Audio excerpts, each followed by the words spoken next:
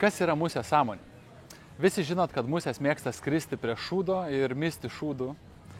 Todėl žmogus, kuris gyvenime skaito blogas naujienas, kuris domisi ne tuo, kas gražu ir gera, ne tuo, kas pakeistų jo gyvenimą, o domisi visokiais kriminalais, karais, konspiracijų teorijomis ir kitokių šūdų, yra vadinamas žmogus turintis musės sąmonę, nes jis mėgsta šūdą.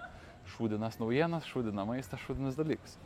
Tai aš labai linkiu tau įjungti bitės sąmonę arba širšę sąmonę, o tai reiškia, kad įjungti tokį mąstymą, kuris vestų link to, jog tu domėtumės geromis naujienomis, kad tu negalvotum, kas blogo tau gali nutikti, o žiūrėtum, kas gero tau gali nutikti, kad žiūrėtum tik tais tokius dalykus, kurie džiugina tavo širdį, o neliūdina, tokius dalykus, kurie sukelia tau daugiau endorfinų, kurie tau dopamino ir serotonino kelia, džiaugsmo hormonus, laimės hormonus, o nežiūrėtum kriminalų, kurie tau visiškai nekeičia tavo gyvenimą ir tiesiog sukelia kortizolį ir adrenaliną, kurie tau visiškai nereikalingi.